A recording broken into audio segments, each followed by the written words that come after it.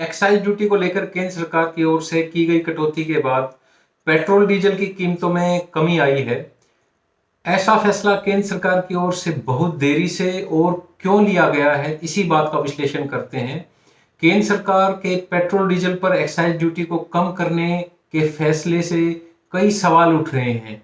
मुख्य तौर पर ये जो सवाल हैं, जैसे कि सरकार ने कीमत कम करने का फैसला इस समय क्यों लिया, इस कटौती से सरकार की कमाई पर कितना असर होगा, क्या ये फैसला आने वाले दिनों में होने जा रहे चुनावों को लेकर लिया गया है, क्या पेट्रोल डीजल की कीमतें घटने से अन्य चीजों की महंगाई पर भी कोई असर होगा, क्या आने वाले दिनों में फिर से दाम बढ़ेंगे।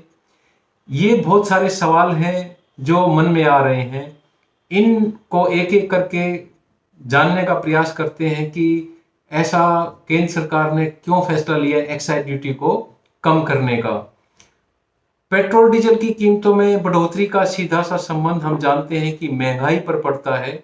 महंगाई बढ़ने से ग्रोथ रेट प्रभावित होती है, जो देश की जीडीपी है वो प्रभावित होती है। ऐसे में महंगाई को कम करने के लिए यह जरूरी था कि केंद्र सरकार कीमतों में कटौती करे, जो पेट्रोलियम प्रोडक्ट्स हैं उनकी। 2020 में कोरोना महामारी की वजह से इकोनॉमिक एक्टिविटीज पूरी तरीके से ठप हो गई थी, सुस्त पड़ गई थी और पेट्रोल डीजल की खपत घटकर 35% के करीब रह गई थी।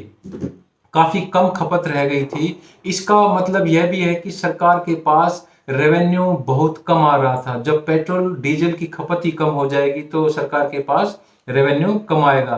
तो सरकार ने पेट्रोल डीजल की कीमत कम करने की जगह एक्साइज ड्यूटी बढ़ा दी थी ताकि रेवेन्यू बढ़ाया जा सके। केंद्र सरकार ने एक्साइज ड्यूटी करीब 250% तक बढ़ाई।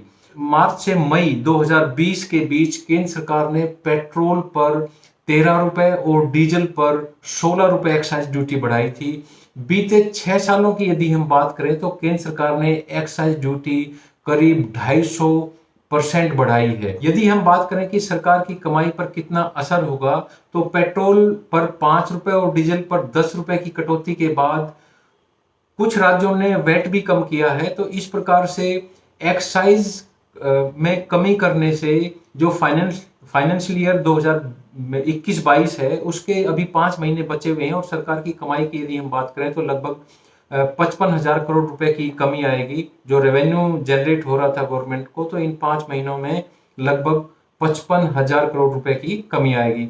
अब पेट्रोल डीजल की खपत कोरोना से पहले की स्थिति तक पहुंच गई है। जो पहले कोरोना के कारण कम हो गई थी खपत, लेकिन वो अब पहले की स्थिति में आ गई है। इसलिए खपत बढ़ने से रेवेन्यू भी बढ़ रहा है। ऐसे में एक्साइज कटौती से सरकार की कमाई पर ज्यादा फर्क नहीं पड़ने वाला है, ऐसा भी अनुमान है। तो क्या कटौती से 2022 के विधानसभा चुनावों का भी कोई रोल है? ये हम जानते हैं कि 2022 के शुरू में यूपी, पंजाब, उत्तराखंड, मणिपुर और गोवा में चुनाव होने वाले हैं। साथ ही गुजरात और हिमाचल प्रदेश में भी साल 2022 के आखिर में चुनाव होंगे। ऐसे में यह माना जा सकता है कि सरकार ने इन चुनावों को देखते हुए ही ये फैसला लिया है। बीते सालों में हुए चुनावों पर यदि हम नजर डालें तो फ्यूल प्राइस और इलेक्शन का कुछ तो कनेक्शन जरूर नजर आता है, लेकिन हर बात को राजनीति की नजर से नहीं देखा जाना चाहिए। पेट्रोल डीजल के दाम जनता को कई तरीके से प्रभावित करते हैं। जिन लोगों के अपने पर्सनल व्हीकल हैं उनके मंथली बजट पर इसका प्रभाव पड़ता है, इसका असर जरूर पड़ता है। पब्लिक ट्रांसपोर्ट की कॉस्ट भी बढ़ जाती है अगर पेट्रोल डीजल के भाव बढ़ते हैं। इसके अलावा जो कंपनियां लॉजिस्टिक और ट्रांसपोर्ट के बिजनेस में हैं वो किराए में बढ़ोतरी कर देती हैं। किराए के बढ़ने का सीधा सा संबंध खाने पीने के सामानों पर पड़ता है, जिन्हें रोजाना देश में एक हिस्से से दूसरे हिस्से में ट्रकों से ट्रांसपोर्ट किया जाता है। ऐसे में कीमतों के कम होने के बाद महंगाई के भी कम होने का अनुमान तो है। कीमतें घटने से किसानों को भी थोड़ा फायदा होगा, क्योंकि रबी फसल की बुआई का सीजन चल रहा है। साल 2010 में यूपीए सरकार ने पेट्रोल की कीमतों को सरकारी नियंत्रण से मुक्त कर दिया था। यानी जैसे जैसे इंटरनेशनल मार्केट में तेल की कीमतें बदलती हैं, देश में तेल कंपनियां भी उसी हिसाब से कीमतों में बदलाव करती हैं। 2014 में केंद्र में सत्ता परिवर्तन हुआ और उसी साल अक्टूबर में डीजल को भी सरकार ने सरकारी नियंत्रण से मुक्त कर दिया। शुरू शुरू में हर 3 महीने पर इसकी कीमतों में बदलाव हुआ करता था, लेकिन 15 जून 2017 से डायनामिक फ्यूल प्राइस सिस्टम को लागू कर दिया गया, जिससे हर रोज तेल की कीमतों में उतार चढ़ाव होने लगा। इन सब के बीच हमें यह भी मानना होगा कि आने वाले महीनों में पेट्रोल और डीजल की कीमतों में फिर से इजाफा हो सकता है। ऐसा हम नहीं मान सकते हैं कि पेट्रोल डीजल की कीमतों में 5-10 रुपए की कमी करने के बाद, एक्साइज ड्यूटी कमी करने के बाद आने वाले महीनों में इनकी कीमतों में बढ़ोतरी नहीं हो सकती है, बढ़ोतरी हो भी सकती है। हम पेट्रोल और डीजल की कीमतों में फिर से इजाफे के लिए हमें एक तरीके से तैयार रहना होगा। क्यों? क्योंकि हम अपने कुल तेल उपयोग का 86% 86% इंपोर्ट करते हैं। तेल की कीमतें सरकार के हाथों में पूरी तरीके से नहीं है। गवर्नमेंट किसी ना किसी तरीके से, इनडायरेक्ट तरीके से अफेक्ट जरूर कर देती है, लेकिन पूरे तरीके से गवर्नमेंट के हाथ में नहीं है।